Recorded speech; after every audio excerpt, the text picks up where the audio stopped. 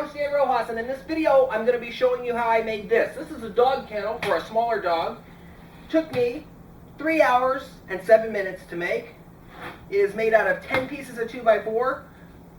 It's about $25 in 2x4s. And there is $10 in wood screws and glue. So $35 project to make this. 3 hours, not bad, lots of fun. And if you want to get intricate, you can actually do the fine sanding and stain it. That's going to take you about as much time as it took you to build this, but still, the point being, it'll look really nice. Oh, and this is very, very strong and sturdy.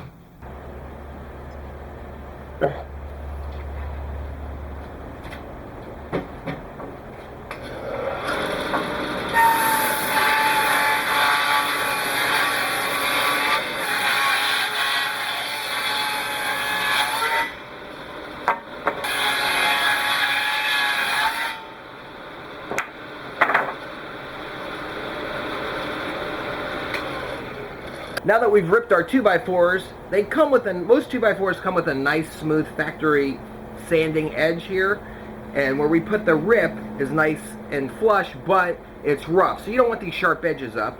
You can do it if you want to sand, but it's easier to just use this. So we're going to be using this top part. We're going to be doing our cuts this way. So we're going to be making something along this lines. This is the hexagon shape that we're going to have. This is different wood, different thing that was going on. Principle's the same. A hexagon has 6 sides to it. It's kind of close to a circle. It's better than making a box. This gives you a little bit more of a appealing design. The 6 sides share 2 angles apiece. So you have a 360-degree circle there. You have 12 angles. Each one of these shares an angle. 360 degrees divided by 6 is 60, but since you're sharing angles here, this needs to be 30. Each one's going to share an angle at 30. You want to set your miter saw to 30. You don't want to bring it over to the 32 click. I've done that before thinking that's all perfect, and that's for something different. I'm going to put it right at the number 30. Make sure that you're on there, and you want to screw this down because you're not clicking into anything. So you want to make sure you're right at 30 and go ahead and do all your cuts. I have a stop set up over here. It's a heavy weight that I'm using. You can use a stop. This is kind of a long stop, so I have it set at 31 inches. The 2x4 that I'm using is 96 inches long. So in theory you could go 32 inches, but that's not going to leave you any room if you goof up. So I'm going just a touch short. The nice thing about this cut is that the work and turns actually end up perfect for this. So we've got our guide set here. I'm going to do the first cut. Again, we have the smooth side up. Now when we do our next one and we flip it, we bump it right into the stock, or the stop. We bump it right into the stop over there, and we just flip it so that the sharp side's up.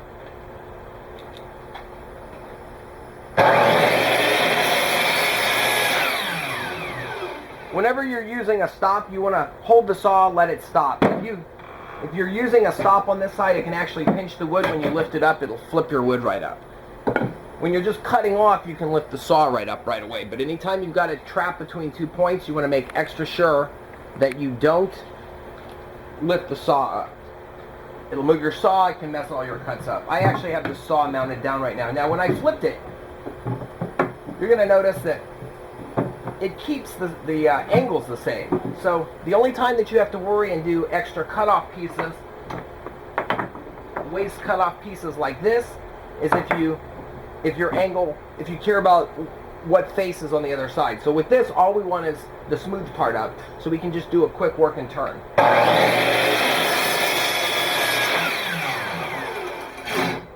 If I would have lifted it up, it would have flipped it way up. So you just want to go slow. Make sure you come to a complete stop. We're going to flip it, and you're going to notice that we have a good little extra stock of wood there. We could have gone closer to 32 inches. By the way, for the last cut, come over to this side, and don't be stupid and hold it there. That's too close. There's black lines on the saw. Always keep your hands outside of them. If you find that you have to work in close, either use a push stick or a clamp that's not going to bump into the saw blade. The reason you don't want your hands in there is that if the wood pulls, it can jerk your hand right into the saw. Out here, you at least have a chance to not cut your fingers off.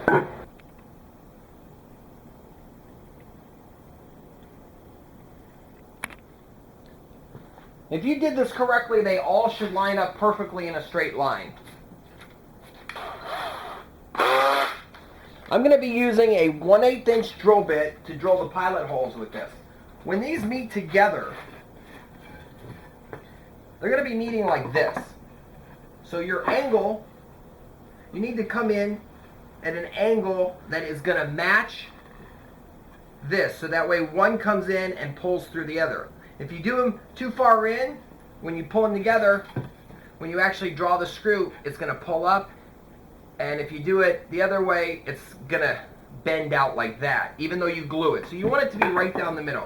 What I usually do, with the 45s angles, I usually just go for it and kind of eyeball it right in. With this, you want to take yourself a straight edge, line them up, and estimate how you want that screw to go in. So we're looking at something like this right here. So we have this, we're right in the center here. So we're going to go almost straight down with this. I'm going to go ahead and drill one and just see if that pans out. It's a slight angle.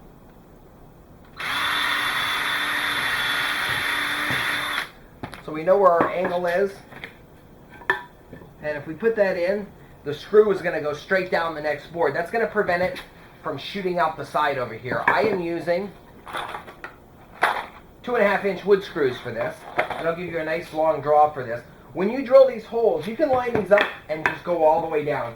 Make extra sure that you have all the smooth sides pointing in the same direction. If you have them back and forth, what's going to happen is all your screw holes are going to be together. And you don't want that. You want them to be to where they work as you rotate. So get every one of these lined up exactly as they need to be.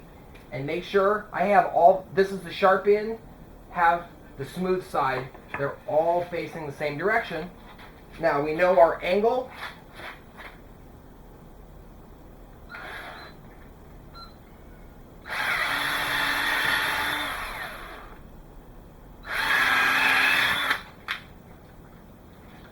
So we've got all the pilot holes drilled for that.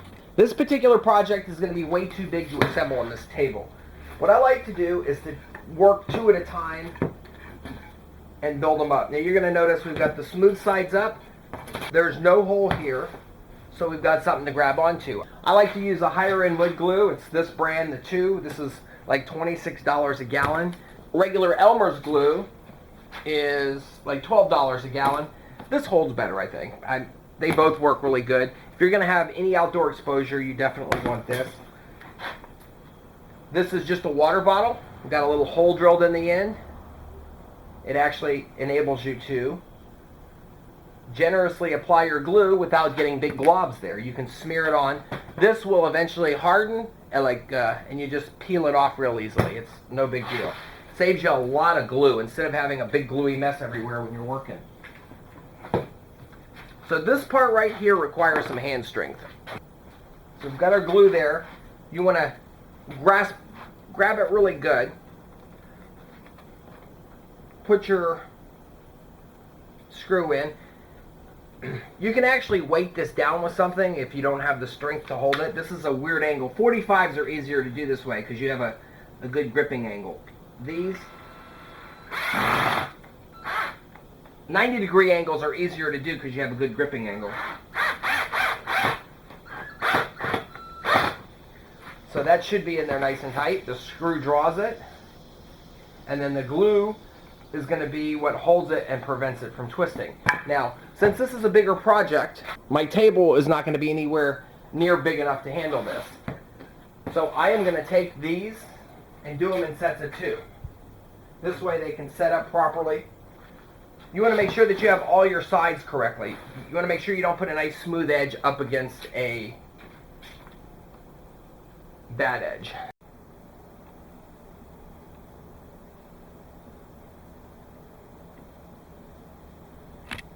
So I now have three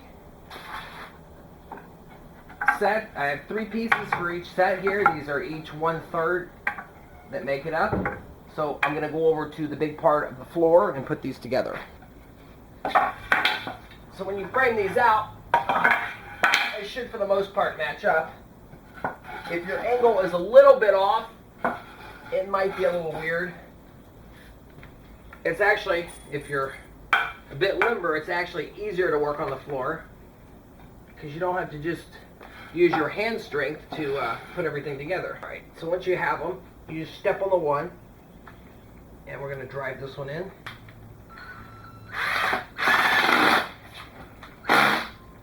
You're going to notice that it made a clicking sound. That's a bad thing. This was jumping. The reason that is that the angle was actually pitching up, so it forced my drill down to the ground. If you have a problem with that, you can elevate this up a little bit or flip it over and work the other way. It depends on where your screw holes landed. For the last set you put together, you want to go ahead and put your glue on both ends, because they're going to close it up and you're not going to be able to take advantage of spreading it and getting glue there. It's really hard to put it on. You end up dripping it down and making a big mess. If you get this nice and tight, so you want this to line up. I usually like stretching this a bit. That enables me to close this gap. If you're worried about getting glue on your floor, you probably want to put a drop cloth or something down.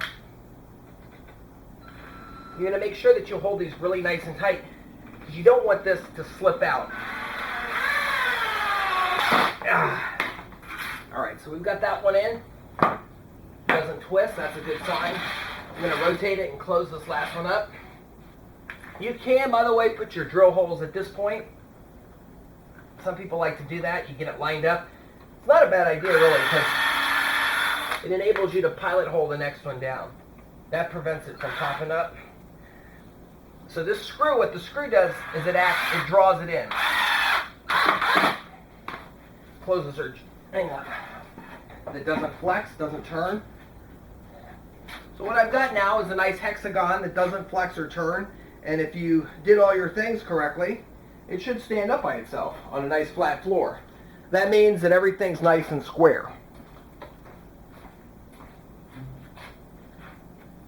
So I'm going to go ahead and do the next one. We'll have two of these. Don't put stress on these until that glue sets either. So I got the last one done.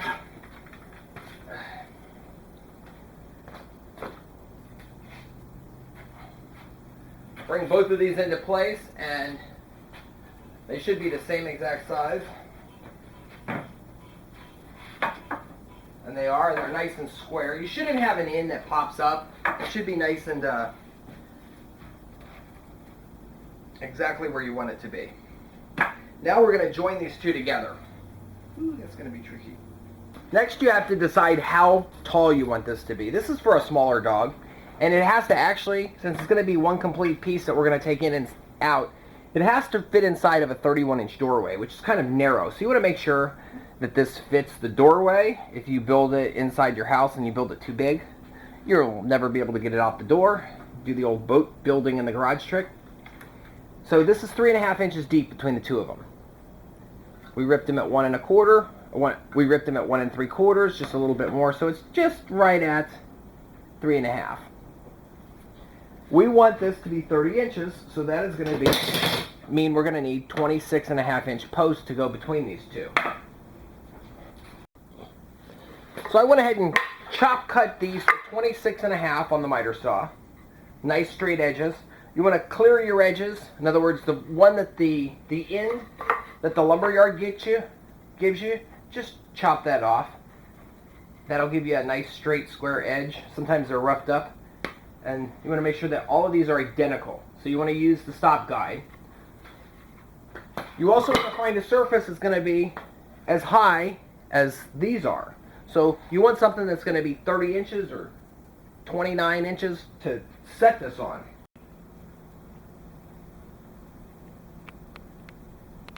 If you look at my work table, it's actually 31.5 inches. So it's 1.5 inches taller than what we need.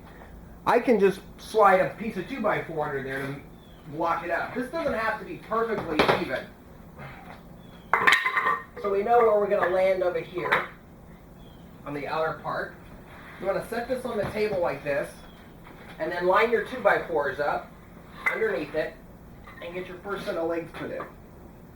So we have this right here. You're going to want to flush this over and make it nice and straight here. The table is going to support it for you, so we can do that. You're just going to line this up. This is going to give you downward pressure. You're going to want to drill a hole. Now there is a screw in there, so if you drill into the screw, that's going to screw you up, literally. So go towards the center, put a lot of glue right here. You can run this way or the other way, but I like just going straight down in. With this, you want to put a really good amount of glue on there. We can work it off pretty fast if we have to. It's going to want to slide around a little bit. You want to make sure everything is nice and square. You have a nice flat edge on this side over here. So what you can do is take the wood clamp and just, all this is going to do is keep this flush to the edge. So the wood clamp's just going to keep this from sliding around. It's not really even holding anything in place. I could actually lift this up if I wanted to, but it's going to allow this end to stay nice and square. Now what I'm doing is I am drilling a 7/32 bit hole in here. I want to make sure I don't hit the screw. I'm going to put 2 in because I want this not to twist.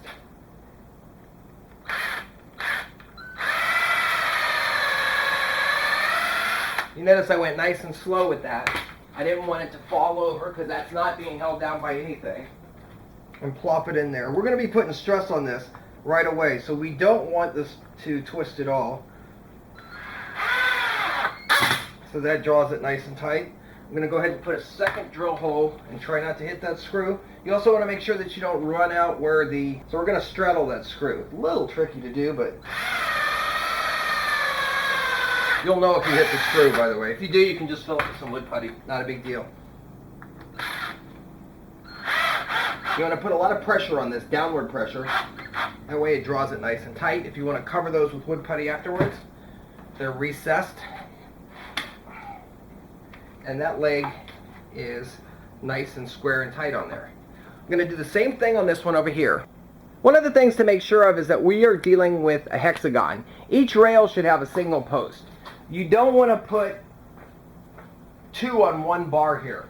So we've got 1 here. We keep our sharp edge pointing the same direction, work all the way around so they're the same. So this one flushes to this corner and goes this way, flushes to this corner and goes this way. We're going to work all the way around and do all 6 of them.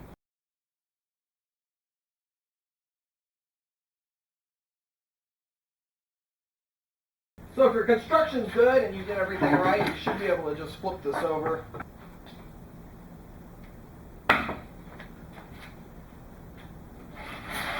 It's a good idea not to put a whole lot of stress on these right now because the glue hasn't set yet.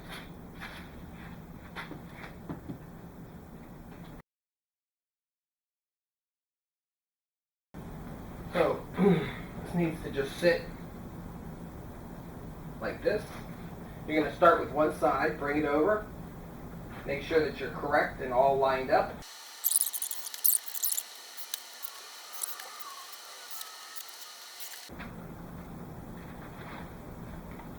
I like to use all my body weight pushing down on it. That ensures that it's going to be nice and tight. This last one's a little bit, could be a little tricky because it's actually, any of the difference in the wood is being exaggerated by this last piece. So for every little tiny bit that you're out, this last piece is going to notice that. But we weren't too far off, actually. You should see the glue squirt out of there. And if you did everything right, you should have something that's like this. It's relatively stable. I'm going to flip this over and give these screws on the back side a little more TLC.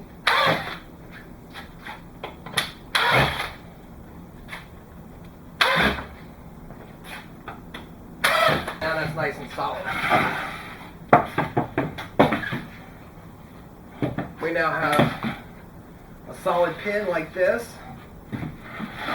And you can line this with screen, chicken wire, whatever. I'm going to use wood to line it with.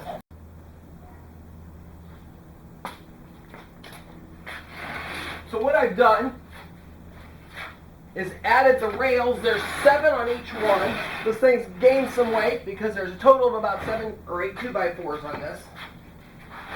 And what you're going to do is you're going to cut your pieces the same. This is a shorter piece that's a guide. This is my spacer right here.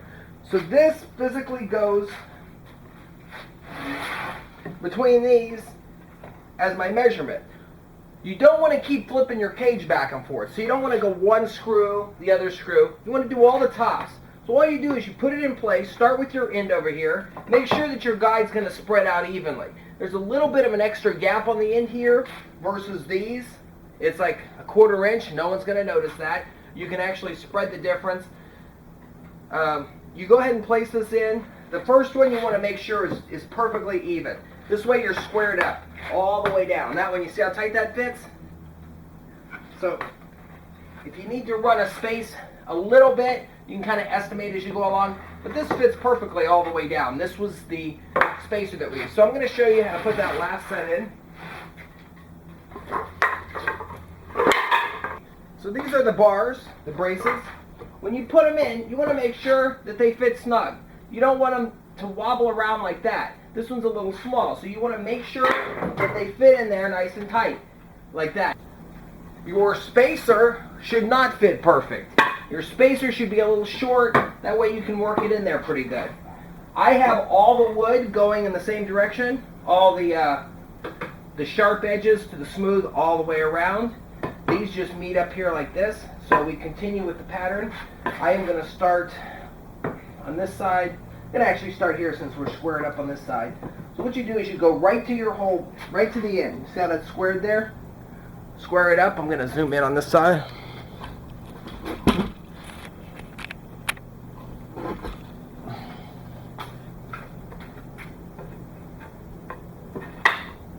Get it nice and tight. You want to go ahead and put some glue in there.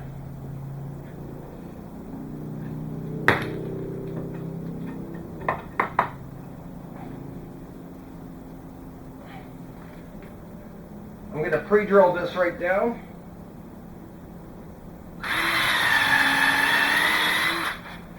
It's a 3/16 hole, bigger, so the screw actually drops in there like that. You're going to make sure that this is nice and flush.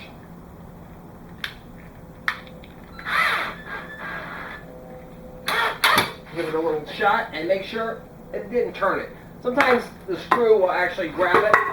When it turns it a little bit, it's fine. This one is just a touch short, but that's not a big deal.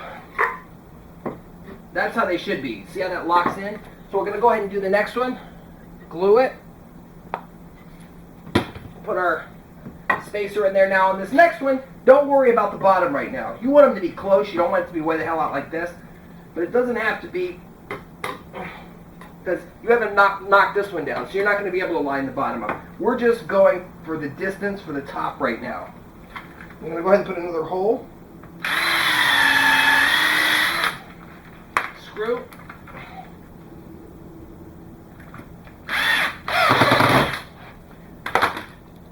Make sure it's squared up and not angling. And we just keep on going all the way down.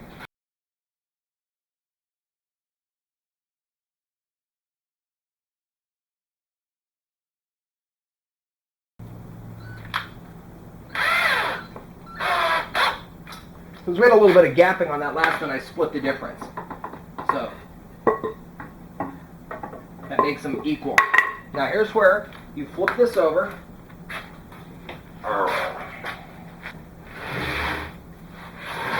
And now all your tops are loose. So you start with that same edge over there.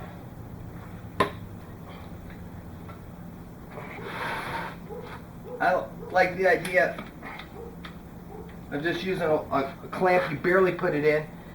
It'll speed your process up dramatically.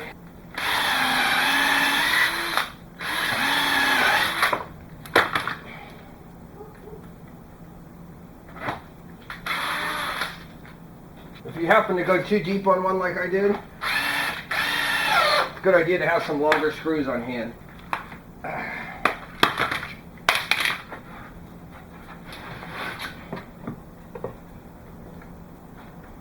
Sometimes the glue will start to set a little bit on the second side because you've already put it in. But you don't want to leave these, like, you don't want to leave them on there if you're if you go get the phone or you come back and the glue will totally set where you didn't want it, and it's really, sometimes you have to just start all over with the wood.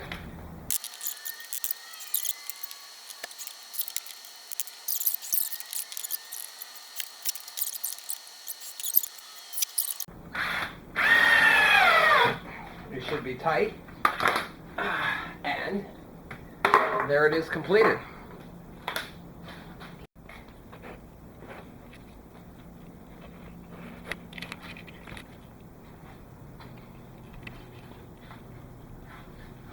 This is a nice spacious little kennel for smaller dogs. There's 10 2x4s, which is about $30, and $10 in screws and glue, whatever electricity I used. This took me 3 hours to put together from start to finish. Not bad considering. Good idea to always have an extra one of these rails around, just to keep as an extra, just in case you need it for, say you break one of these or something, you've got the guide already done. So you know you can set your stop guide where to go. I'm your host, Dan Rojas. Thank you for watching and enjoy our videos. Yeah. All right. One more thing, if you want to have this where you can roll it around and like not worry about it falling apart, these, regardless of how well you glue these joints together, they're going to have a little bit of a wobble to them. So what you do is you measure your distance and you cut 30-degree framing right there, and then this slides in there like this. You want it to be just a hair longer, like you don't want there to be a gap there. If you look, the gap is along the rail here, so when we squeeze it, it actually presses it in there nice and tight. I've done one over here like this. That way, if you have a gap here, that's going to give you a problem. It's not going to hold nice and tight. The secret to getting a good brace with this, where it's not going to wobble, is that this is pressed firmly this way, and this one is pressed firmly this way. So when you, if it's a hair bigger, when you squeeze it down like this, it's going to actually press into those things. You don't want to do it too much that it rips it, but you're going to eventually, you're going to do one side and you're going to go straight across and do the other with the full one, okay? And then what you're going to do is these are going to actually be shorter because you're going to have a piece of wood ending there and there. So you're going to do 30s here, 30s there, all the way around, and that's going to give you that. It's also going to give you a little lip that will keep little dogs from reaching over. It keeps them back away from the rail. For the bottom, you do it for the bottom too. This gives it a nice flat base to sit on your floor. So if you want to put like a pad up under it, raise it up, it'll work perfectly. Hello there, I'm your host Dan Rojas, and I'm going to be showing you how to make a relatively spacious dog kennel for smaller dogs. Preferably dogs whose heads are... Hello there, I'm your host Dan Rojas, and I'm going to be showing you how to make a spacious dog kennel out of 2x4s. This took me 3 hours and 7 minutes to do.